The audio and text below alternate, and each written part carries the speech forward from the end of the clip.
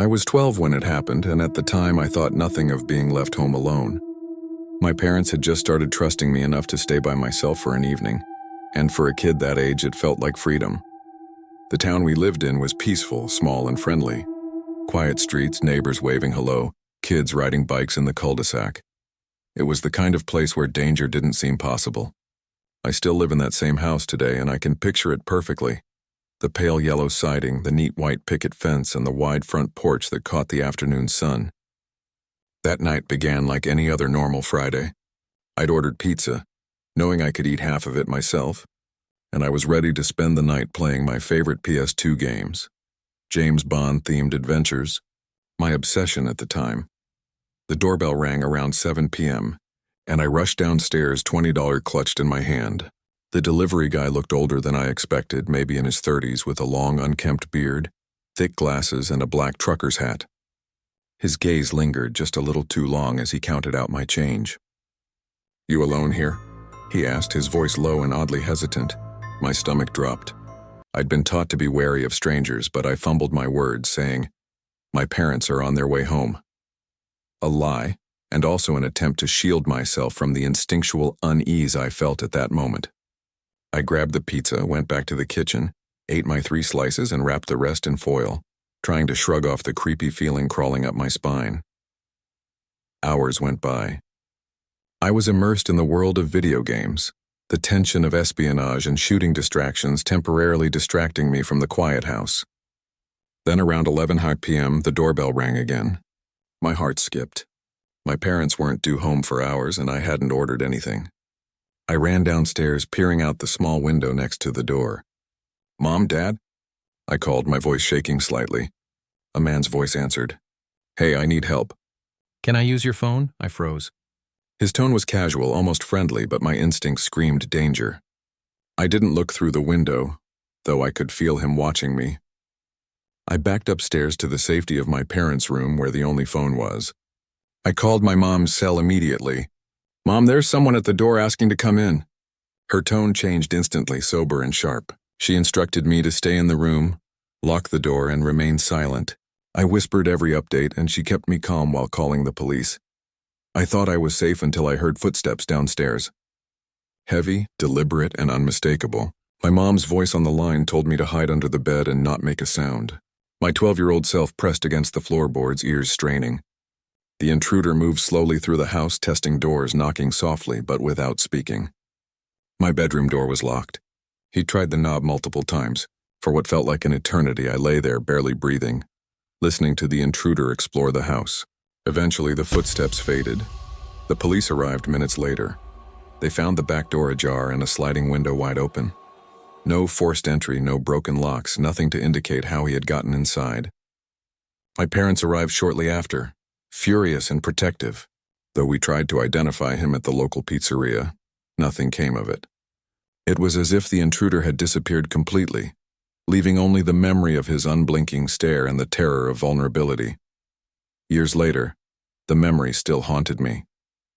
It wasn't supernatural, just a human presence, but the fact that someone had invaded my safe space so silently, so calculatedly, had left a permanent imprint. Sometimes late at night, when the wind rattles the windows and shadows stretch across the walls, I swear I can hear the faint tap of someone testing a doorknob, or the soft scrape of shoes across the floorboards. I have locks on locks, cameras on every corner, and yet the fear is something that no security system can erase. I sometimes wonder if he ever watched other houses, waiting, learning, choosing his moment, or if it had just been me.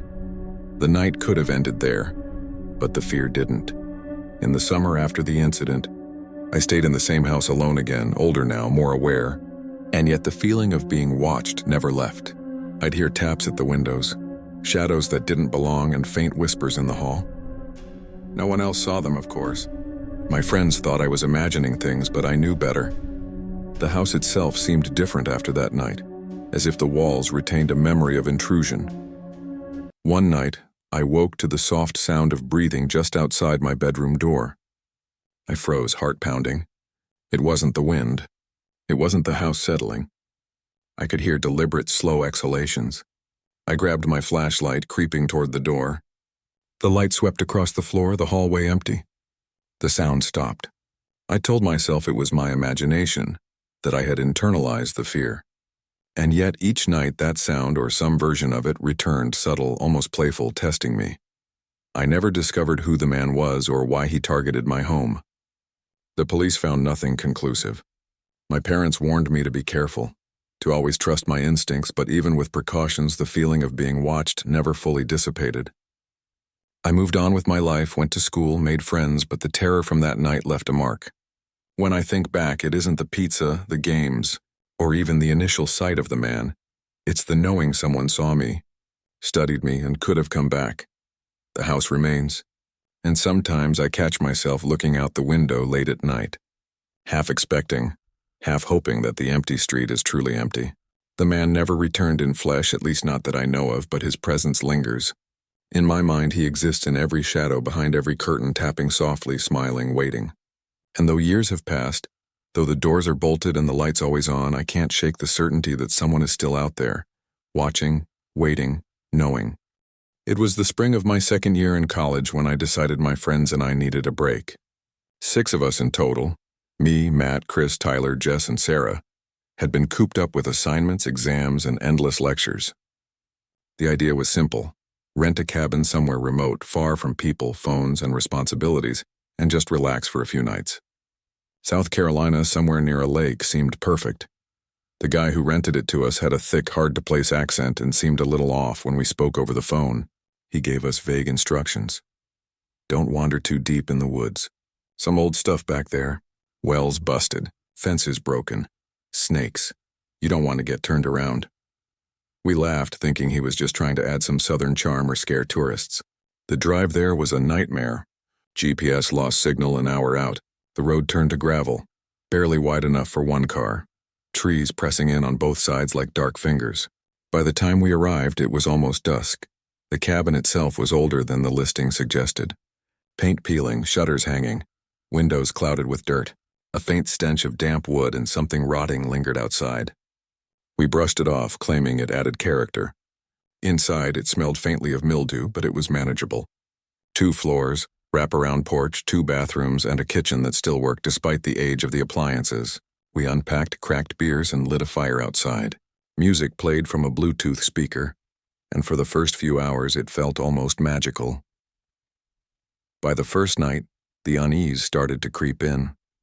I had a room on the ground floor next to the kitchen, with a window facing the woods.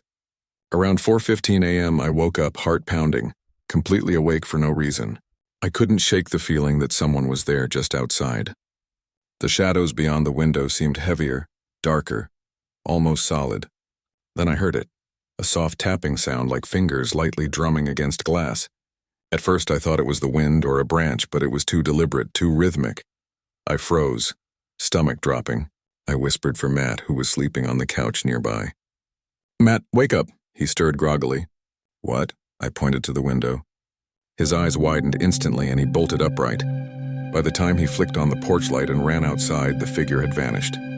We woke the rest of the group.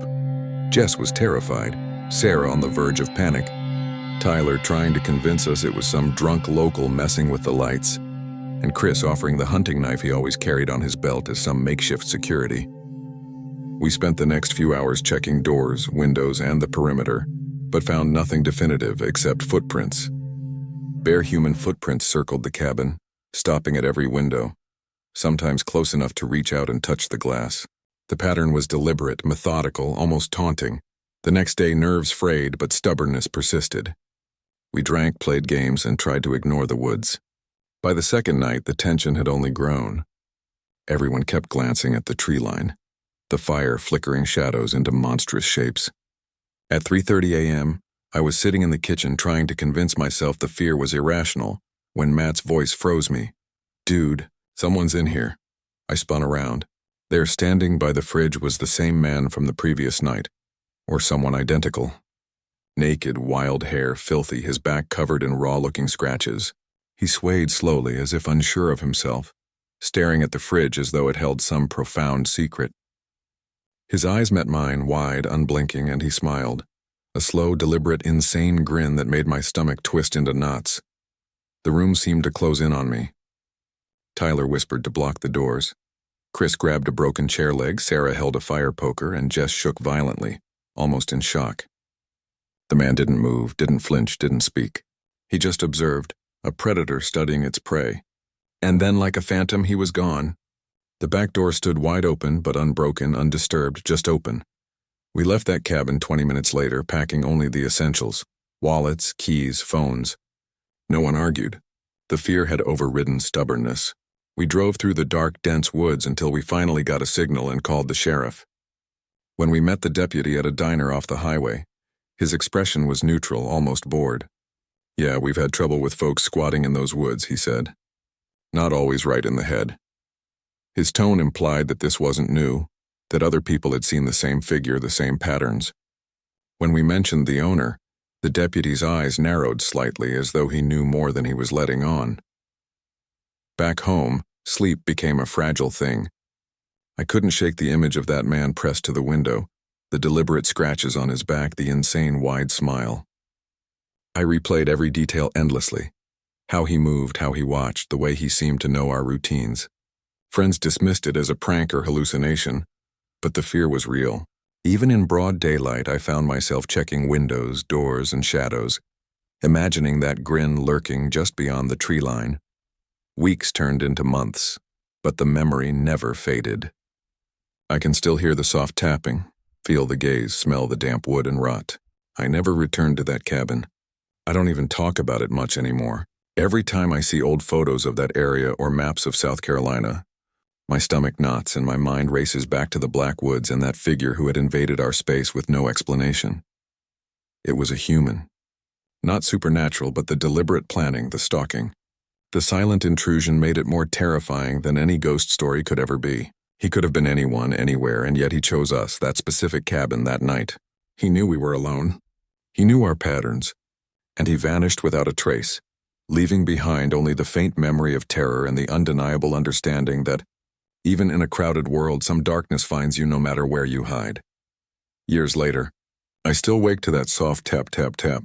Not always at the same time, not always in the same place, but enough to remind me that fear doesn't reside in the woods, in the strangers, or in the dark. It resides in knowing someone is watching, waiting, and capable of appearing anywhere. And sometimes, just sometimes, I swear I catch a glimpse of that smile in the corner of a darkened room, just long enough to know the memory is far from gone. It was March of 2022, during spring break in my second year of college. My friends and I, 6 of us, decided to rent a cabin in the remote backwoods of South Carolina for a few days. The idea was simple: no school, no phones, no responsibilities. Just us, the forest, and a chance to escape. The listing boasted privacy, a wraparound porch, 2 floors, and a lake nearby. The price was ridiculously low for the size, and we didn't question it at first. The owner, a man with a thick accent I couldn't place, gave vague warnings over the phone. Don't wander too deep into the woods. Old wells, snakes, some things out there. Best stay close to the cabin. We laughed it off, joking about spooky southern folklore. The drive out was already unsettling. GPS failed us an hour before arrival. The road narrowed to dirt and gravel, and the trees pressed in from both sides like shadows trying to trap us. By the time we saw the cabin, the sun was nearly gone. The cabin was older than it looked online. Windows clouded with dirt, shutters hanging on broken hinges, and a faint smell of rot in the air. We unloaded, claimed rooms, and started a fire outside.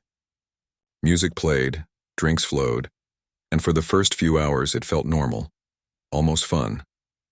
By the first night, though, unease began to creep in. I had one of the ground floor rooms, a small space with a bed and a window facing the dense woods. Around 4:15 a.m., and I woke without reason, heart pounding, feeling as if something had poked me awake.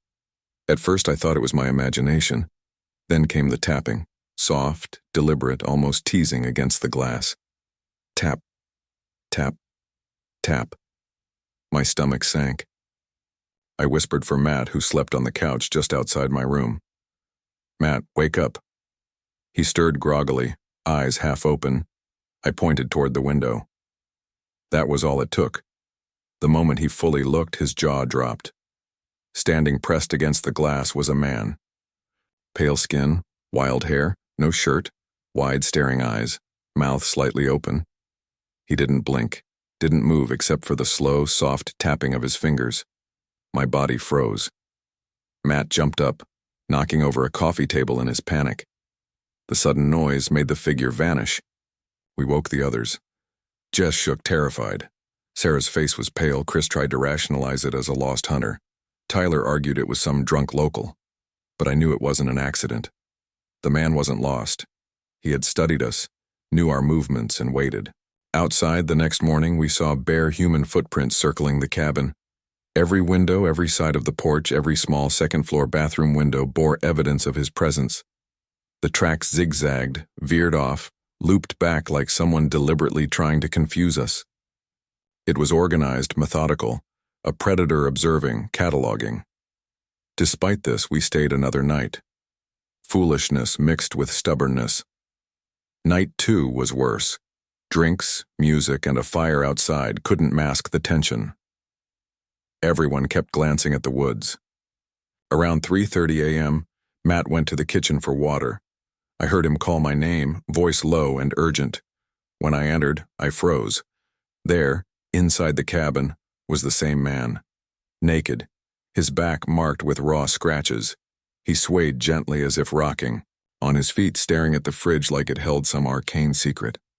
He didn't acknowledge us, didn't speak, just stood there observing, alive yet otherworldly. Chris grabbed a chair leg. Sarah clutched a fire poker. Jess and Tyler huddled, trembling. Our eyes met the man's. Wide, unblinking, smiling. The smile wasn't friendly, it was predatory, insane. And then he was gone. Vanished without a sound. The back door was open, undisturbed. No sign of forced entry. Just gone. Fear overtook logic. We left the cabin 20 minutes later, only taking essentials. No argument. Driving through the woods in silence, hearts pounding, the fear was palpable. Eventually, we got signal and called the sheriff. At a diner off the highway, the deputy listened to our story without surprise. Yeah, we've had trouble with folks squatting up there. Not always right in the head. He didn't question us. When we mentioned the owner, his expression subtly shifted. He didn't confirm anything, but implied he knew the man we had encountered. The days that followed, I couldn't sleep. Every sound, the wind, a branch scraping a window, the hum of an appliance, set my nerves on edge. I imagined that same grin at every corner, in every shadow. I tried rationalizing it, convincing myself the fear was just post-traumatic stress from a strange encounter. But the feeling of being watched never faded. Weeks later, I started hearing the soft tapping again, even back in my dorm. Tap, tap, tap. It wasn't constant, but enough to make my pulse quicken, enough to make me glance behind me in hallways or check the locks on my door.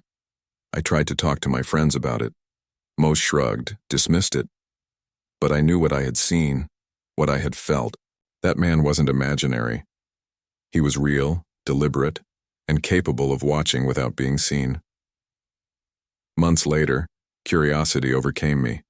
I researched the cabin owner, the area, and past incidents. Nothing. Public records, old police reports, local newspapers. Nothing. Like the man had never existed. But I knew better. The precision of his stalking, the knowledge of our movements, the way he appeared and disappeared, it was deliberate. He could have been anyone, anywhere, and yet he chose us. That fact haunted me more than the physical fear ever could. Even now, years later, the memory lingers. Sometimes, late at night, in a quiet room, I swear I hear that soft tap, tap, tap on my window. I tell myself it's imagination, a trick of shadows, the creak of the house settling. But I know better. I know someone or something is out there, patient, waiting, watching. The smile, wide and predatory, remains vivid in my mind. And I have no answers, no resolution, no understanding of why it happened or who it was. Just the unshakable certainty that even in broad daylight, even in crowded cities, darkness can find you, and sometimes the watchers never leave. I still think about that cabin. I still think about that smile. And sometimes when the wind rattles a window late at night, I swear I feel eyes on me. Like he's still there, waiting, patient, smiling. I don't talk about that trip anymore. None of us do. But I know the truth. Whatever it was, whatever he was, it wasn't random. And sometimes when I wake up in the middle of the night, I can't help but glance at the window just to make sure he isn't back. And I can't help but feel he might be.